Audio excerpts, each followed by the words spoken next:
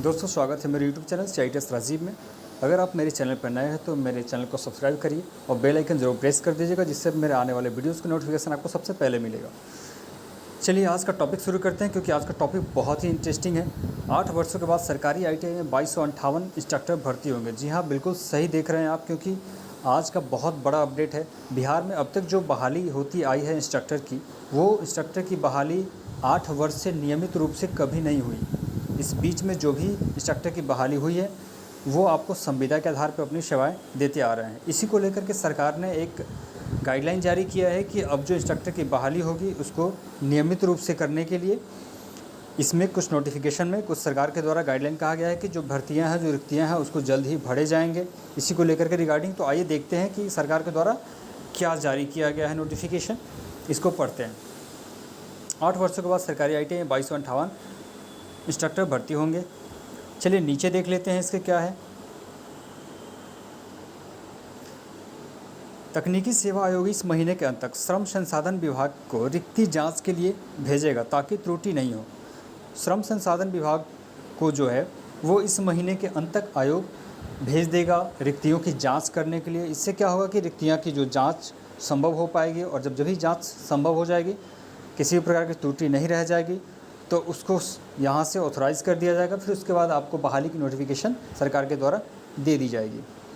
तो इस बात को तो आप समझ लीजिए कि यह जो नोटिफिकेशन है, इससे यह तय हो गया है कि आपको बहुत जल्दी या बहाली देखने को मिलेगी। अगर बाई द वे थोड़ा सा लेट भी हो जाता है, अगर थोड़ी सी लेट हो जाती है, इस माह के अंत तक हो जाएगा, अगले माह में हो जाएगा, या फिर जून में से थोड़ा सा अगर आगे बढ़े तो जुलाई में ज़्यादा से ज़्यादा, यानी कि बहुत जल्दी अगर सरकार नोटिफिकेशन जारी करी है तो बहुत जल्दी ही इस बहाली को लेकर आने वाली है। तो वैसे स्टूडेंट जो बिहार के हैं और बहुत लंबे समय से इस वैकेंसी का इंतज़ार कर रहे थे कि बिहार में इंस्ट्रक्टर का वैकेंसी परमानेंटली रूप से हो जाए और उसमें शामिल होने का मौका मिले, तो उन लोगों के लिए बहुत बड़ा अपडेट है और बहुत बड़ी खुशखबरी है। तो चलिए हम आगे देखते हैं कि इसके ये जो बहाली है वो किस प्रकार से होनी है, इसमें क्या क्या प्रावधान रखा गया है। चलिए इस लाइन में आप पढ़िए इसको। प्रतियोगी परीक्षा से होगी भर्ती, आरक्षण का प्रावधान भी। यानी कि सीधी सी बात है कि अब जो बहाली होने वाली है इंस्ट्रक्टर की, वो प्रतियोगी परीक्षा के माध्यम से होने वाली है, संविदा बिल्कुल नहीं है। और आरक्षण का जो प्रावधान गवर्नमेंट की तरफ से है, चाहे वो बिहार सरकार का हो, भारत सरकार का हो, वो आरक्षण का प्रावधान बिल्कुल वैसा ही रखा गया है इसमें। अब आगे नोटिफिकेशन को हम पढ़ते हैं, चलिए देख लेते हैं, जूम करके थोड़ा सा देख लेते हैं कि बहाली की नई नियमावली बनी। यानी कि जो बहाली है इसके लिए नई नियमावली बनी है, और उस नियमावली में क्या क्या कहा गया है उसको भी पढ़ लेते हैं।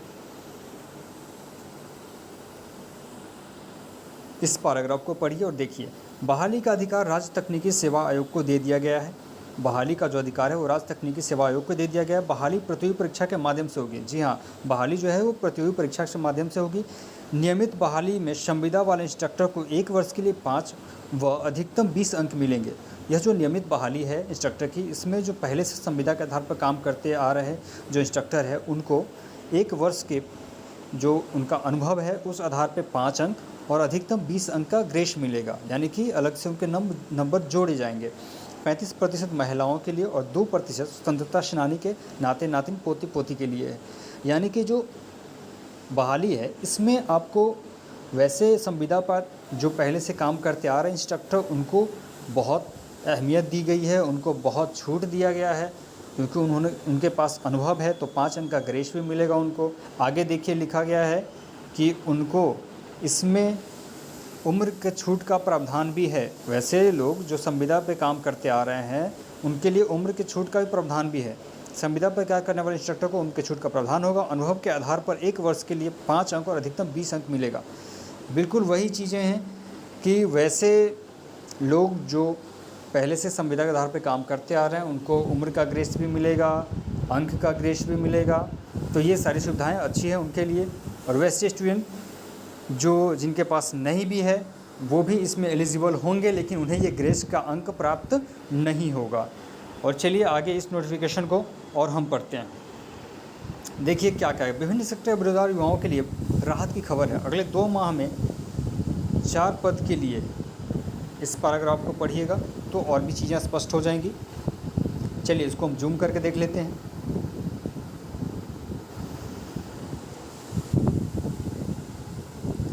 बहाली का इंतज़ार जो कर रहे हैं वो 2258 नियमित इंस्ट्रक्टर की वैकेंसी जून तक आएगी।